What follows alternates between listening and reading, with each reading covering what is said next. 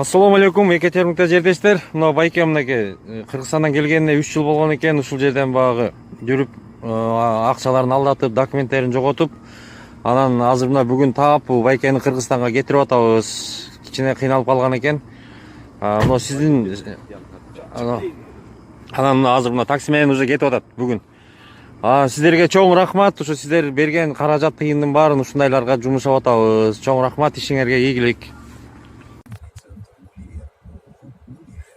Екатеринбургдагы жердештер. Екатеринбургдагы жердештерге рахмат.